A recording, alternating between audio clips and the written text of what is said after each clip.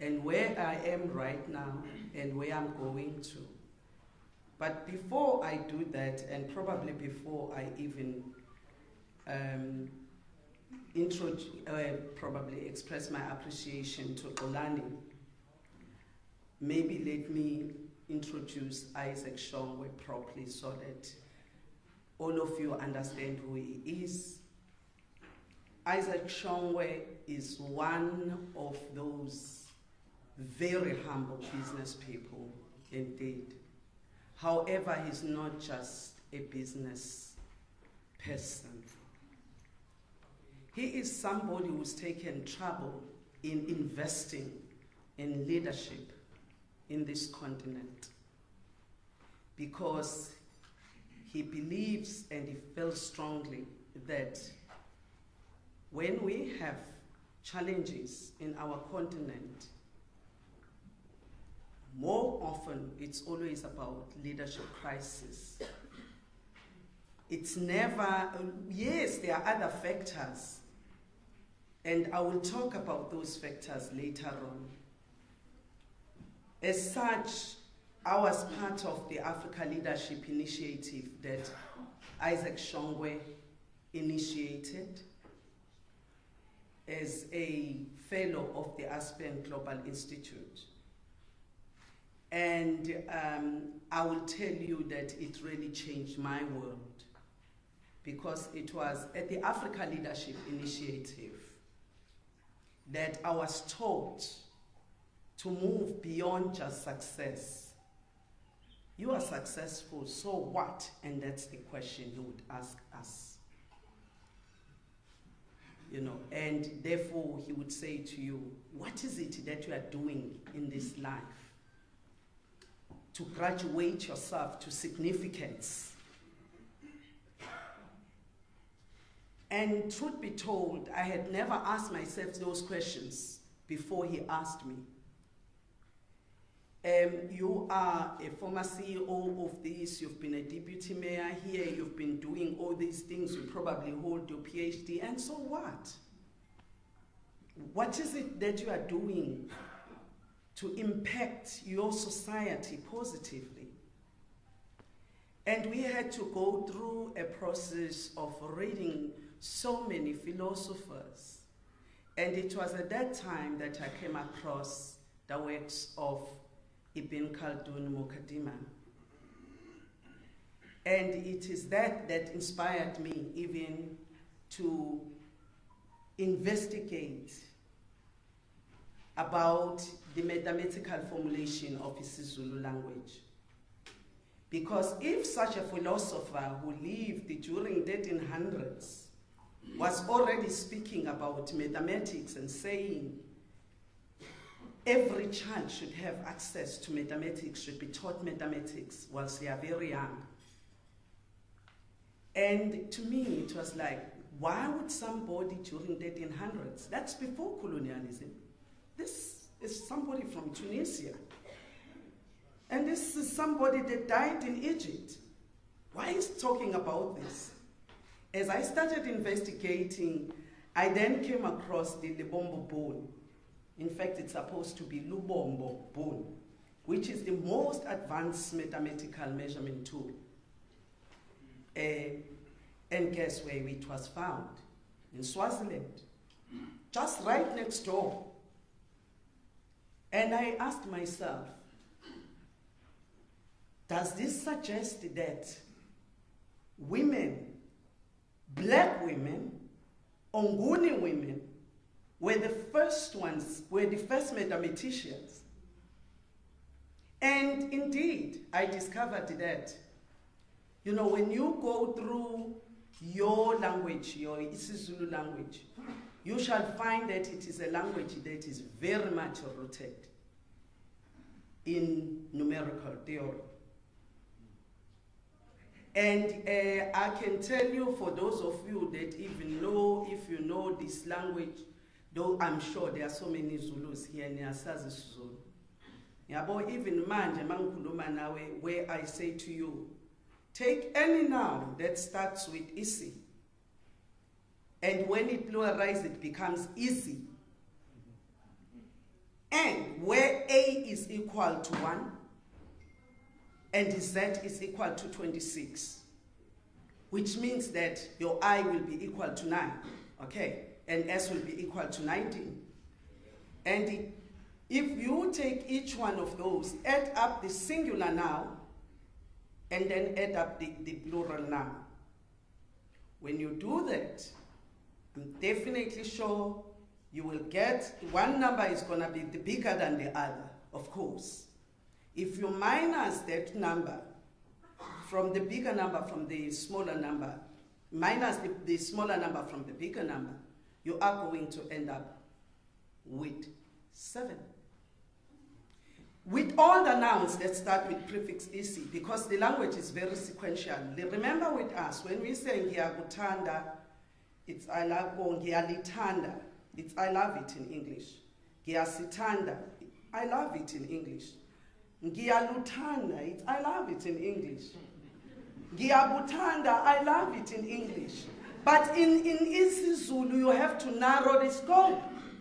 And that is, what is narrowing the scope? It's about science. You can't do statistics if you can't narrow the scope. You need to adopt that principle of narrowing the scope. And that is why with us, when somebody is saying ngiyalithanda, it can't be ubanana. You can't say ngiyasithanda, you can't say ubuso. No, it can't be, because the nouns are sequential. So basically, I was just talking about the inspiration that I got from Comrade Isaac. I call him Comrade. I know that he's not necessarily a politician, but I feel comfortable when I call him a Comrade Isaac. And the man next to him is Uncle Steve. And I'm going to tell you, even myself, I'm now calling him Uncle Steve. And don't ask me about his full name. All I know is that I have Isaac, who grew up in Alex, in Johannesburg. And Isaac was identified by Uncle Steve, who offered him an opportunity to go and study overseas in Oxford. In Oxford. And so you can see this. Now I am saying this because Isaac always remind us, and even myself, I know that when I engage with him, most of us, we are what we are because of the generosity of others. Even myself, I wouldn't be where I am had it not been for Aaron Maisel, a Jewish man, and MacDonald, a daughter of a Zimbabwean white farmer, who decided that, who identified something in me. And during the violence in Pietermaritzburg, I saw Flo here, she would know them, Anne and Aaron. Those are like my second set of parents, my parents of choice, I always call them. It is them that probably helped me to develop the moral compass that I have, which is lacking today in some of our leaders. Having said that, I just want to thank you, Uncle Steve, for what you did to Isaac. If you didn't do what you did to Isaac, he would not have done what he did to me. And this is very important. I mean, yesterday I was with Carolyn Stay. Think about her project of 67 blankets. It has become the world phenomenon. It has become one of those, although she started off in honor of Madiba, because Zelda, the former PA of Madiba, told her that, hey, why don't you start something in honor of Madiba? And she started this project. And I'm sure some of you have heard of it. And you know what is that project doing in prisons? I'm trying to start on that note because I want you to understand the concept of unity and understand the concept of social cohesion, because that doesn't just happen. It happened because each one of us choose whether we raise our hand during the moments of crisis or during the moments when people are yearning for leadership, and during the moments when many are condemned to poverty, to a lifetime of poverty. And it takes each one of us to raise our hand. And remember, if you don't raise your hand, unfortunately, you just become part of, probably, I would encourage you that, it takes, I understand, 16 trees to feed one person with oxygen. I understand so. So think about it. When you are not doing that, if you are not contributing to the advancement of humanity, what are you doing? What are you doing? We have a responsibility. So ladies and gentlemen, let me thank Xolani for not inviting me here, but for affording me this platform, but most importantly, for giving us, the people of KwaZulu-Natal, this platform. I haven't seen this kind of audience in KwaZulu-Natal in a long time, which says to me social cohesion is possible. The fact that each one of you chose to come here tonight, it is telling me that somebody is breaking our society, and we are allowing them to break our society. It is telling me that we want to prosper as a nation, but somebody somewhere somehow is saying, I shall use your skin pigmentation, I shall use the apartheid social constructs to keep you apart and to remain where apartheid kept you. Hence, that is why today in South Africa, we still call people Indians, whites, blacks, colored. It's all about color. And by the way, recently I was challenging some of my colleagues that I'm with in this entity that I'm about to talk about. And I was saying, why are we not maybe saying we have South Africans of Indian origin?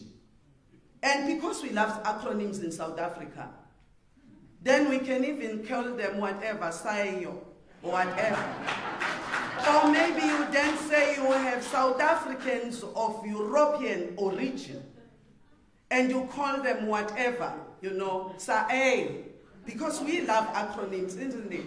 And you can have South Africans of African origin, and South Africans of mixed origin, or whatever. And that way, I think it will help us a long way to edit out other very important people in South Africa. And those are the Khoisan people. Because sometimes, even when we talk about the 11 languages, we just think that probably we are the only Africans, black Africans, well, so-called black Africans, that are original or that are indigenous people of this land. The Khoisan actually are.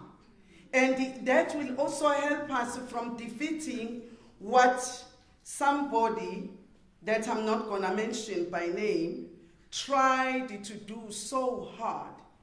And that is to project the image that South African state is being Zulufied, whereas it was being Guptarized. And we've got to understand that these identities, these social constructs that we absorb and think they are good social constructs, they actually are dividing us. We should be finding the common peoples. South Africa South Africa is one of the most unequal societies in the world. And when I am saying we have to unite, I am saying we have to unite not because I am trying to or I'm not trying to say let's not address these inequalities, but I feel strongly that we would be able to address our inequalities, like these inequalities that we have in our society, if we are united. Because if we are not united as a nation, it's going to be extremely difficult. You know, Olani, you invited me. When you invited me, I saw that invitation. I don't know if you did receive it. Mine read the populist or rebel with a mission. And I saw my picture next to it, and I then assumed that it is about me. I'm therefore not sure if I'm required to explain myself, but I think it is the responsibility of all of you in this gathering to determine whether I am a populist or a rebel with a mission. One thing I know, though, is that populists thrive on divisions and are therefore not unifiers. I also know that populists have a tendency of splitting society into two, and let me quote this because it's not my words, otherwise I'll be accused of plagiarizing. Open quote, two homogeneous and antagonistic groups, the pure people on the one end and the corrupt elite on the other, close quote. And say they are guided by the will of the people. We often hear these people, they are dividing, but on the other hand, they are saying they are acting on the will of the people. As a functionary and somebody who looks at herself as a political activist, I have come to understand populists as politicians who are typical Machiavellians, as they deceive the masses in order to gain popularity and control the state resources. Niccolo Machiavelli philosophy appears to have captured the souls of most of the post-colonial African leaders.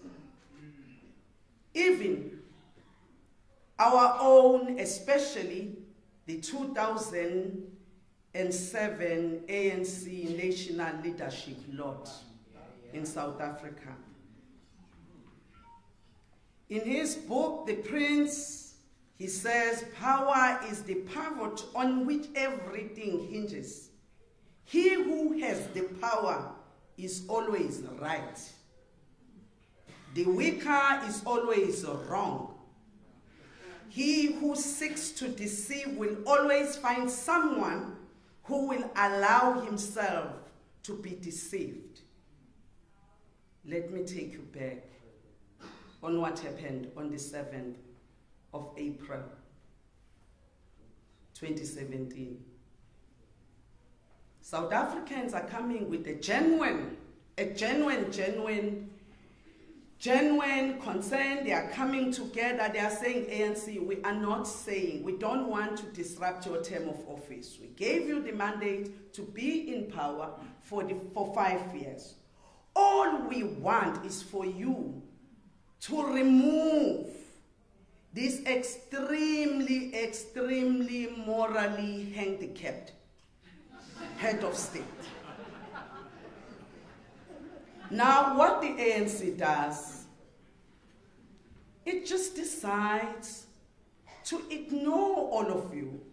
You are not controlling the army of the Republic of South Africa. They do.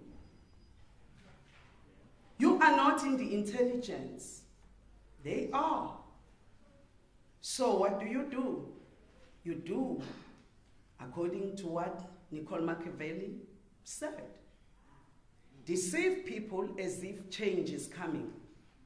When change is not coming, And as South Africans, somehow, and I don't want to blame everybody about this because even myself, I was in the ANC for 35 years. It's not that I never saw that things were not going right. And some of you, because we are from this province, you will know that I became a victim of persecution. It's not the first time. Only South Africans nationally are discovering, probably my madness, I don't know. I don't know, but South Africans nationally suddenly think, wow, where does she come from? And if all along I've been with you here, and you will recall when my land was invaded, it was in the local newspapers here. You will recall when I called for Alpha Shalembe in Pietermaritzburg. I was the spokesperson of the ANC. I was like Helen Suzman, like the lone voice in that legislature and in that PEC, when I could not betray the electorate of Umsunduzi municipality. As you all know, corruption had collapsed that municipality. There were rats all over, water, waste removal was not done. The city, the grass veggies were not cut. The city was looking filthy. The city, I'm not sure if it has changed. Probably it will change if you change and vote somebody else. Because somehow we tend to believe that the ANC, and I'm equally guilty too, that the ANC somehow is anointed by the supreme powers to rule until Jesus Christ comes and goes back. That's not true. It has lost Ekurhuleni. It has lost Tshwane. It has lost the economic hub. It has lost Nelson Mandela Bay. And tell me, you lose Johannesburg and it doesn't say anything to you? You lose 4 metros out of 8 in one single election and you think things are normal? Hang on a sec. I don't want to ridicule anybody, but the harshest insult I ever heard was when, during the public protector process, I went to the ANC headquarters to consult, because obviously they had the candidates that they wanted, never mind about the outcome. We all know, but I'm not going to talk about that because that is not subject for my discussion tonight. But we were looking sad. And our leader came and said, why are you sad? Just by losing Johannesburg and Ekurhuleni, where am I? Am I still alive? I had to pinch myself. I mean, he didn't see anything wrong. He just didn't see anything wrong. Or he pretended as if he doesn't see anything wrong. And of course, his signature is to giggle after making anything. And he laughed at us. We were all dismayed. And ladies and gentlemen, I'm therefore saying to you, this province, more than any other province in this country, needs unity than any other in this country. You remember what used to happen in 1949 in this province. You remember what happened in 1949 in this province. And what is beginning to happen now is that those that are feeling that they are not getting justice are not going to be directing their anger towards the state or towards the government that is perpetuating these divisions. racial divisions that we have. But we are going to start directing our anger at each other, Indians versus Africans. And that is the reality in this province. And corruption thrives on disunity. Corruption thrives on divisions. Corruption thrives when we see each other as enemies and not the real person who is the cause. And I want to tell you, because South Africa, we are so gifted about, you know, we've been very lucky. You know, God has blessed us as South Africa with one of the greatest statesmen, Nelson Mandela. And remember what happened. Let me stretch your imagination a bit. Go back to 1995, when we won the Rugby World Cup. I knew nothing about rugby, frankly, but I was out there with everybody, jumping and saying all sorts of things, happy and so forth. 1996, 1996, we won, our Bafana won the African Nations Cup. And we're all jubilating, it was happy. At the time, remember we had inherited a huge debt from the apartheid government. I'm not sure if I should say it's huge anymore, because we seem to have outperformed the apartheid government. We have outperformed them. The debt to GDP during apartheid, when we took over in 1994, was about 49% to the GDP. And now we are approaching 60%. So we are outperforming them. Now, I'm going back to that. The reason why I'm stretching your imagination is because I want you to draw a distinction about what happens when you have a good leader that is leading a society. During that time, even our economy began to start performing well. If you go back, if you go and look at the graphs, you will see they were going up. And tell me what happened after Polokwane. 2007, Polokwane. Now, today, people, when you say there is a junk status coming, credit rating is coming, they say, oh, let it come, we'll just pick it up. If the rent drops, we'll pick it up. There is no sense of understanding the impact that will have on the poor. Because those that we care more about are the poor that remain trapped in poverty. And therefore, we have a very good example in South Africa of what a good leader can do to a society. Hence, we need to change. And I know most of you, or some of you, maybe let me not, most of you obviously would not have come here, understand that there is no way that the ANC can self-correct. There is just no way. I mean, when you have leaders who stand up and disassociate themselves from a decision that the president took of firing Minister Pravin Gordhan and Mcebisi Jonas, where have you heard that in history? Where to? The whole treasury. You are, by the way, it's not just the Minister Pravin Gordhan, it's not just Mcebisi Jonas. You also had the resignation of the DG. He didn't, his contract was not renewed, and also he also wanted to go. He was so suffocating there. Now you don't have the DG, you don't have the minister, you don't have the deputy minister of finance. What are you expecting? What results are you expecting? So I am saying to you, we are sitting with this because the world gave us Madiba, we gave the world Madiba, and the world cheered us up, and we decided that no, world, you are wrong. We then gave them Zuma.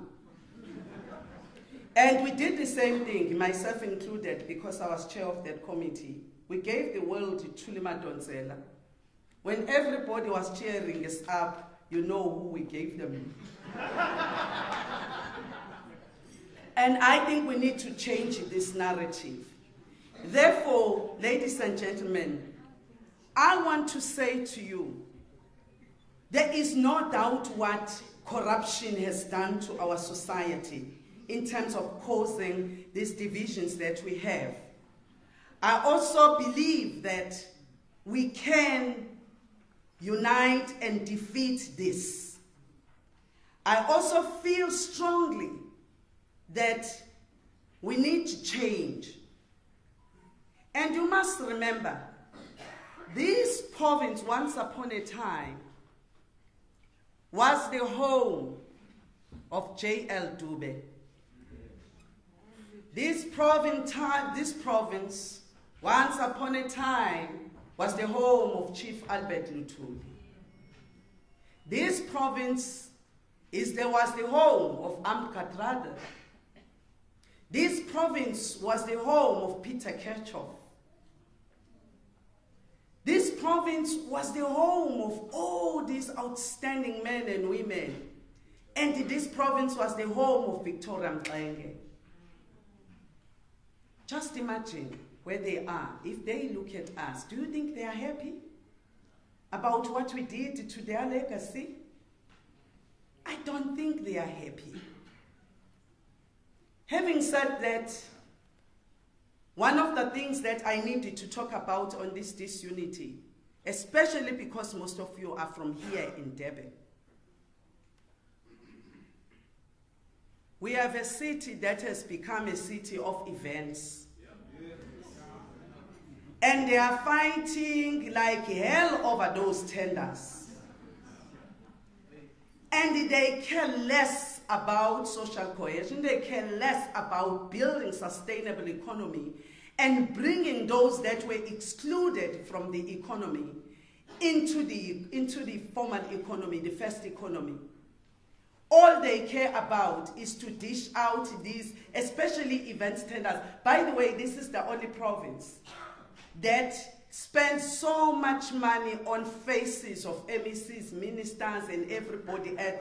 I mean, I don't know whether they are it's people who are supposed to be in the beauty business, and probably they never really made it in that, and they're trying to, maybe they're trying to, because I don't understand what is it about our leaders in this province and their faces in billboards. Everywhere you go, and that's your money, that's my money. That's our hard-earned revenue that is there. And that is exactly what is used to divide us. So that when we are questioning them, why is eThekwini running its affairs like this? Why are we crippling the entry point to the continent? And by the way, something that you must always remember.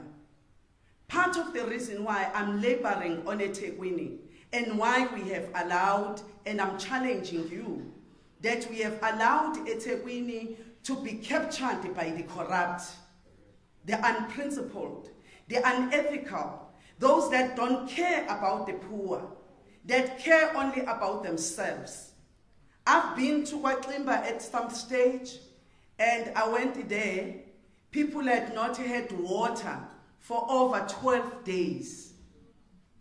And when I asked people why there is no water, I then had to phone Kamete, the CEO of Umgeni Water, to ask him what is happening. There is no water. Now, they are doing something that I personally experienced in Zimbabwe when I was a student. In Zimbabwe, you will find that in the morning, you will find that sugar, they would fix the price of sugar, the retailers will collude. They will create the demand, very artificial demand for sugar. In the morning, you might find that the sugar is about $20. In the afternoon, you will be told that no, the sugar has run out there, it's available in Bellevue. By the time you go to Bellevue or Nkulumane, you are told that the sugar at the time is now $150 Zim dollars. Before you know it, they also run it for a few hours and somebody else, it's somebody else's turn, you will be told that sugar is now available elsewhere for about 2,000 rands. And that's exactly what I saw in KwaZulu-Natal. In KwaZulu-Natal, people are creating this money, they are making money with these tanks as well. It's become a money spinner. I don't know if you know about that. Am I dreaming, guys? No, because I've been there, I was there. And I was surprised when I spoke to Kamete. Within 2 hours, the water was there. And he didn't also understand. He had to phone eThekwini and ask, what is happening? Ask the head of water, what is happening?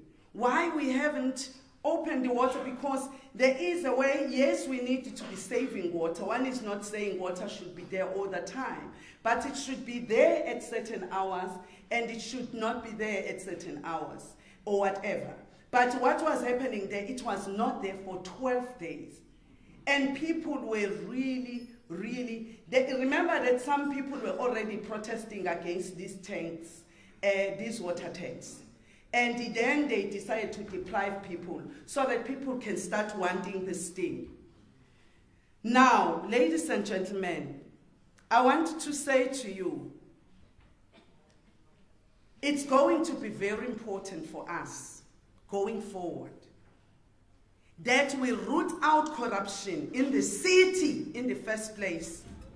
And we have not in this city marched collectively, like all of you here, to say we're down with corruption. It is the corruption that is causing these divisions.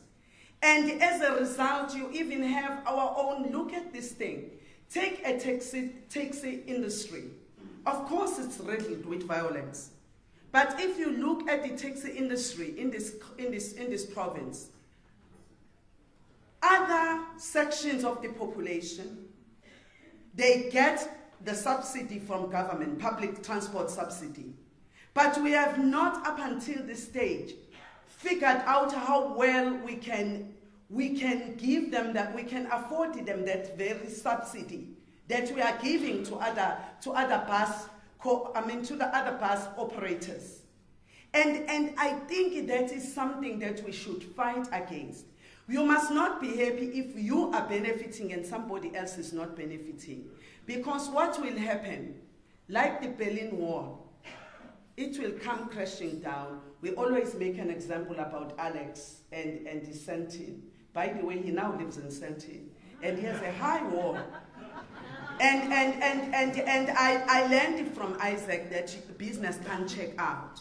Because the people, if you ignore the pain, the suffering, the poverty in Alex, those people of Alex, they have nothing to lose.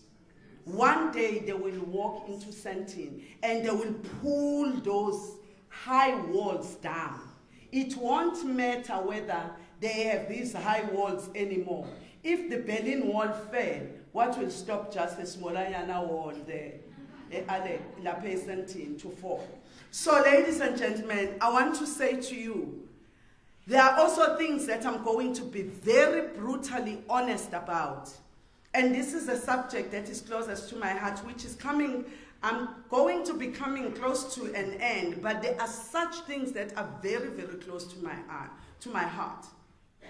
Why have we allowed education, the quality of education, to degenerate to this level?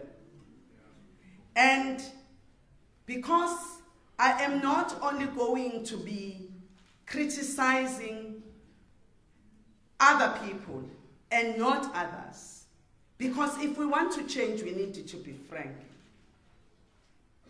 What has been the role of SATU in collapsing the education system in this country? No, I'm asking. South Africa, by the way, is number 138 out of 138 in mathematics and science in the world. I mean, honestly, how can we hope to address these inequalities if we do not invest in the quality of education? How? And we hear that there were some SATU people that were selling jobs. And let me tell you what is painful. You know, unfortunately, black Africans, I'm talking about Africans of the original soil, the majority of them, let's face it, guys, if we are talking about chapter 1 of the Constitution in our founding provisions, which talks about restoration of human dignity, can we really say our people's dignity has been restored? How can we say our people's dignity has been restored when that person is unemployed, is jobless, that person has to go and stand by the corner hoping somebody will hire him, and nothing comes? Where is dignity in that? Where is dignity in the African child who is stuck in rural area because his mother or her mother is not a teacher? Because conveniently, these teachers of ours, I'm talking about these divisions even amongst us as Africans. These teachers, they don't send their children to the school in which they teach. They send their children to former Model C schools. Why are we not fixing this culture? Why are we not fixing this culture? Because you are talking about the SATU that is beginning to fail the African child, or that has failed the African child. Without education, you have no prospects of succeeding. Isaac is also the Deputy Vice Chancellor at VETS. He will tell you. We've had a few suicides at VETS. At UCT, we have a few suicides. And who are those people who are committing suicides? It's African children. Why are we doing this to ourselves? Are we a nation that is psychologically defeated? How are we going to recover?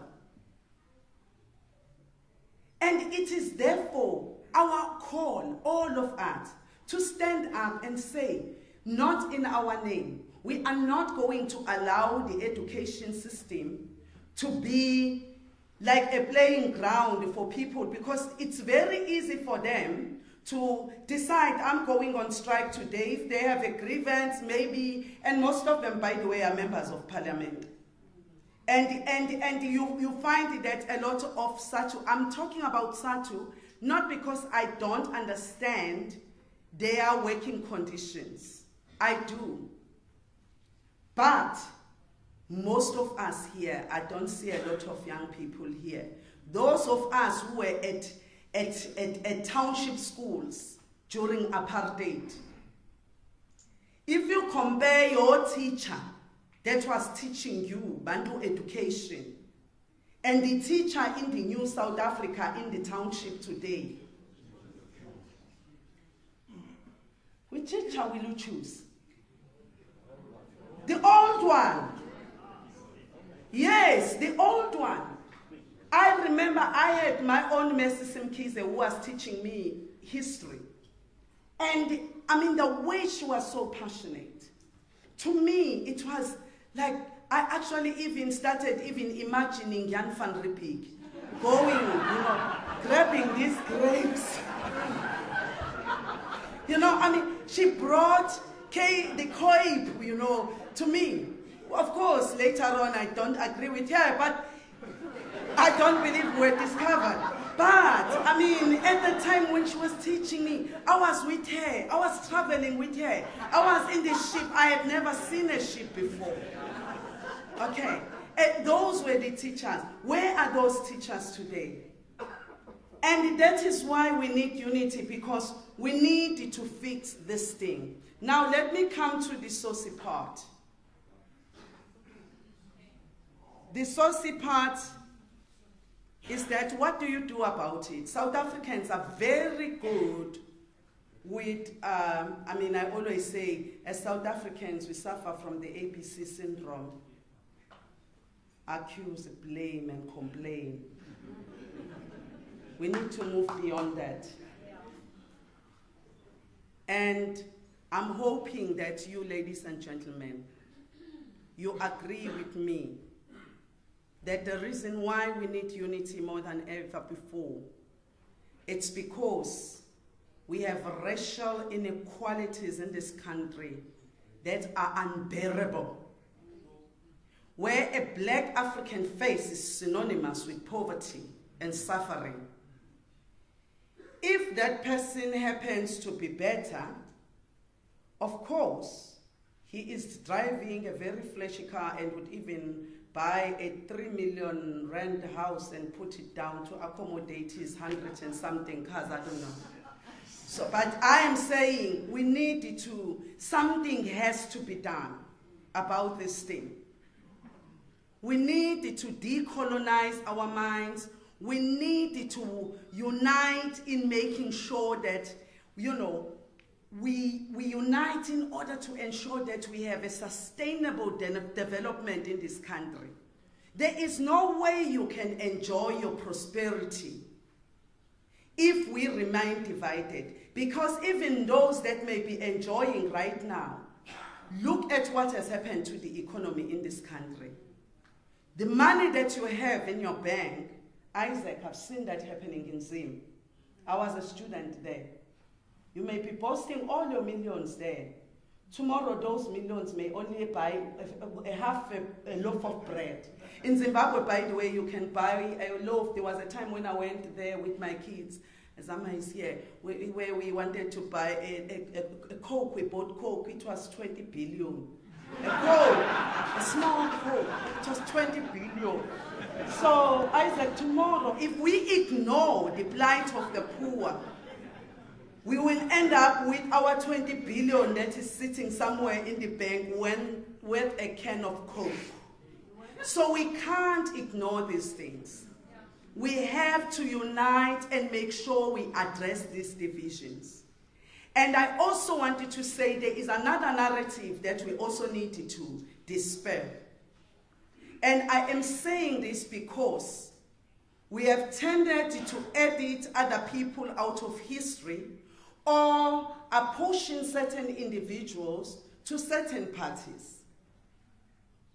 And one of those people is Helen Suzman. Nowadays we say Helen Suzman, we wanted to give Helen Suzman as if it's the DA hero. No, Helen Suzman is the South African hero. She was a lone voice in that parliament and she became the Friends of Robben Islanders. But there is another one that I feel so as a person with this kind of texture of the hair that we are editing out of history, but who had some very important things to teach us as a nation, and that is Steve Bantu Biko. When are we going to actually narrate the history that is inclusive? When are we going to acknowledge all the men and women that help us build this country? Think of Helen Joseph. She wasn't even South African, by the way. She only married a South African. But because she believed in social justice, she did what she did in 1954. And by the way, men are very good as plagiarizers. They plagiarize a lot. Actually, the people who are no. Go and read the Women's Charter of 1954. That precedes the Freedom Charter of 1955. Read those clauses carefully. You shall see who was actually the inspiration of the Freedom Charter. And I want to argue strongly that it was women. And I also want to say to you, and hence, by the way, when I am about to tell you what I'm telling you, I refuse to listen to narratives that tell me that Makhosi Khoza, why are you being part of these people that are starting? Why are you agreeing to lead this party that is propagating change in South Africa? Dr. Ramphele failed. Guess what? I do not consider her a failure, but she actually provided me an opportunity to learn from her mistakes.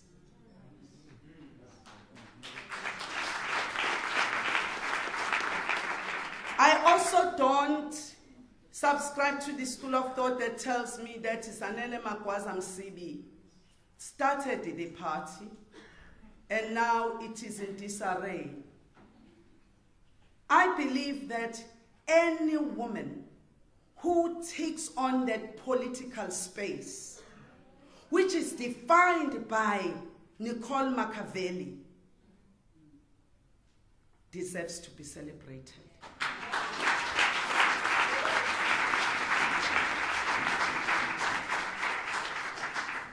It's very hostile. And some of you know, as a woman, I said the same thing as Praveen. I said the same thing as Monty Kungubele. But who was charged? Hey, they were chasing me, man. I was trying to run away.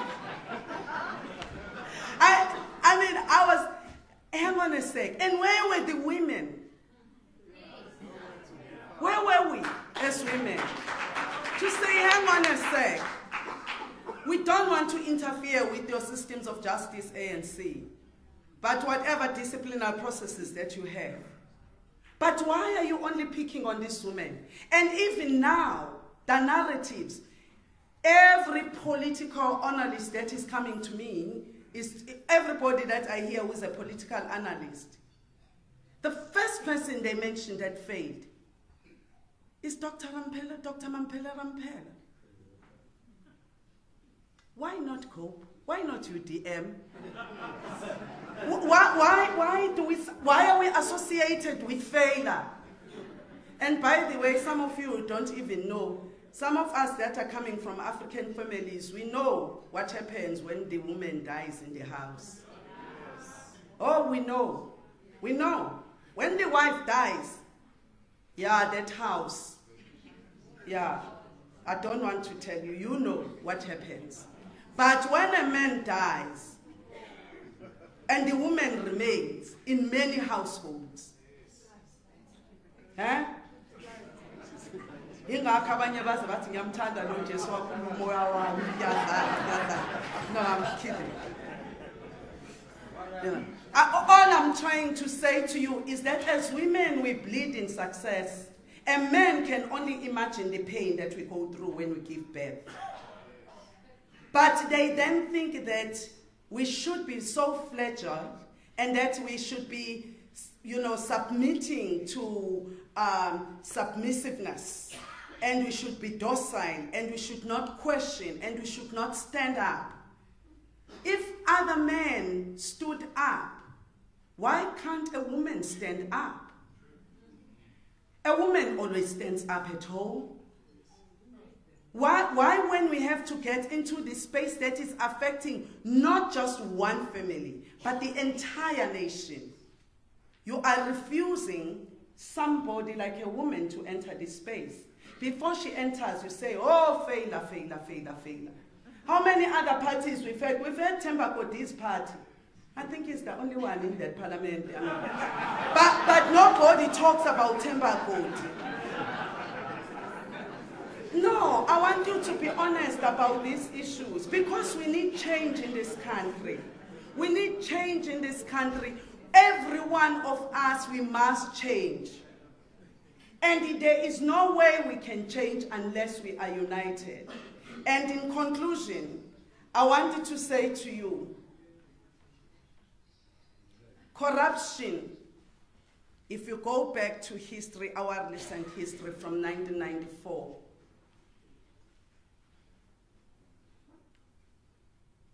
we've had the period when we had over 50 schools burnt down in one community. When was that? Did that happen under Nelson Mandela?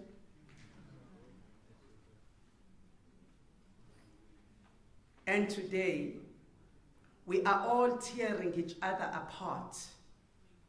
We are all saying there is some white monopoly capital. People are saying there is, I'm not saying white people do not control the means of production. The reality of the situation is that black Africans were dispossessed of their land. And the reality is that in any case, we are starting from zero base. We are not starting at a base where you've inherited something. I, for one, I only inherited a handkerchief from my father. A handkerchief, I still cherish it. It has holes now because I've been washing it over and over. It's still a memento for me.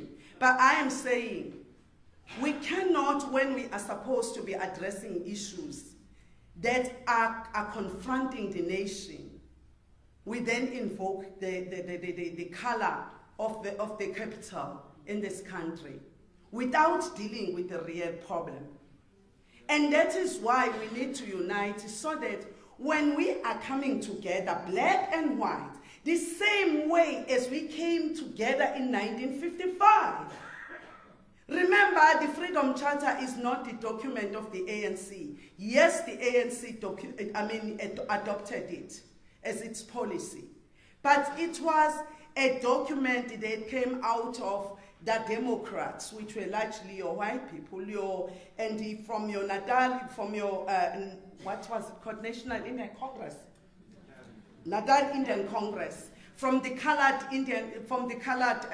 Congress, Cape Colored Congress or whatever, I can't remember the names.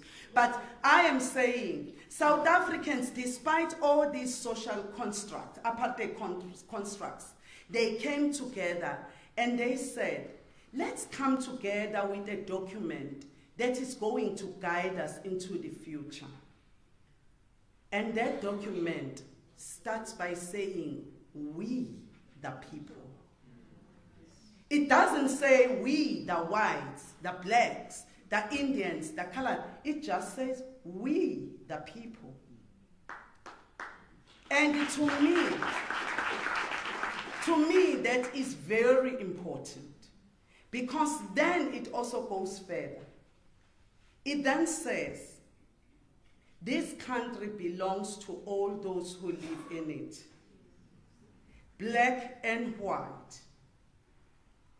And it is within this context that when the ANC betrayed the mission of uniting this country, when the ANC betrayed the mission of addressing the plight of the poor, when the ANC failed to recognize that education is the weapon, a reliable one for that matter, towards at least getting you out of poverty.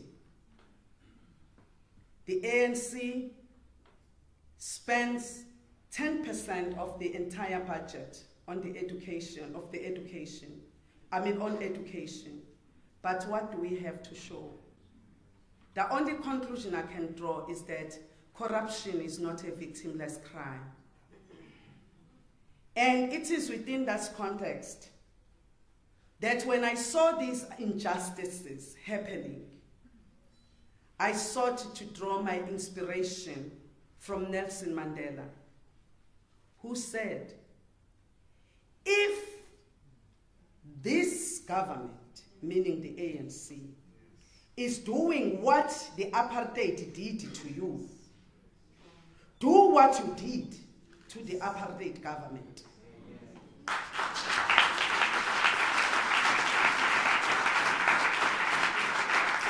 And therefore, when I was approached by the Forum for Service Delivery young people, who also broke away from the ANC, the United Front of Civics, the African Security Congress, some of you might have seen that I was leading a march there of African security, I was approached by over 15 organizations.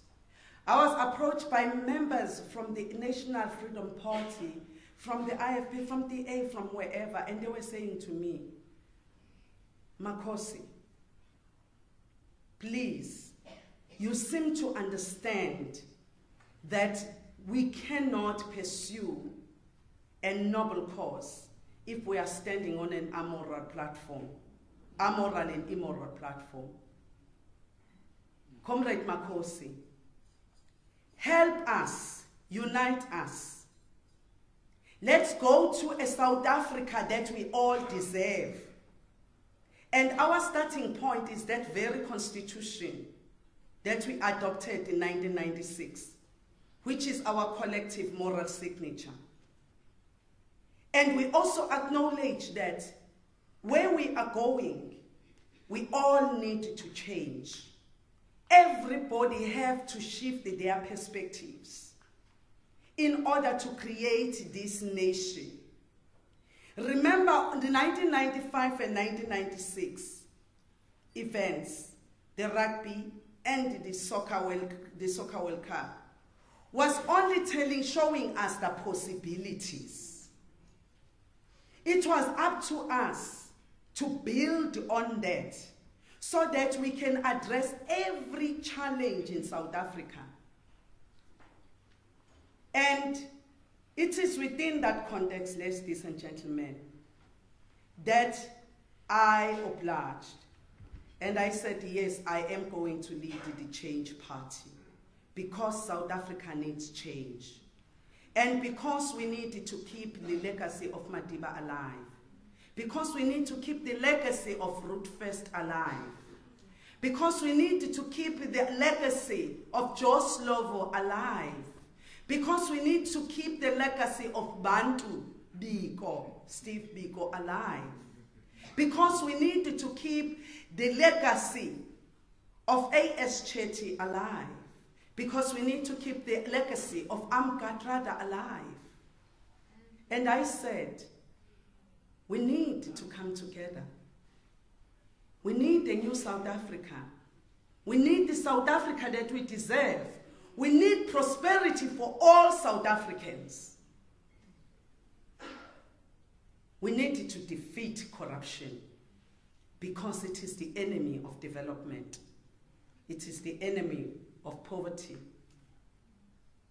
It is the friend of poverty, I meant to say.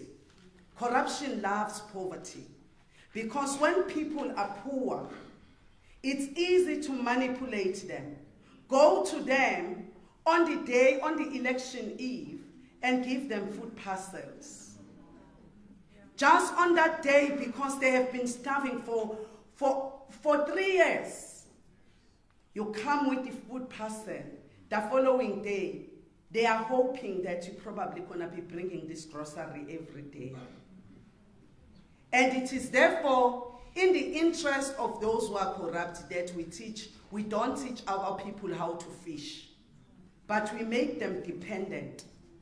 Our goal is to ensure that our people that are trapped in social grant, in social security, graduate from that, and they aspire to get out of it. And that can only happen if you and I raise up our hands and say change now and not tomorrow. And we have to take this city this eThekwini municipality back to us as the people of eThekwini. Because currently it's run by criminals. And we have to stop these killings, comrades and friends. The killings in this province are undermining the beauty, the potential of this province. We cannot sit down and keep quiet. Maybe as this force in this room, let's march against the violence in this province. Let's call on the leaders to take action against this violence that we are seeing on a daily basis. Let's march against corruption, because corruption is not a victimless crime. And with that, ladies and gentlemen, I thank you, and I hope you are going to help South Africa prosper. Thank you.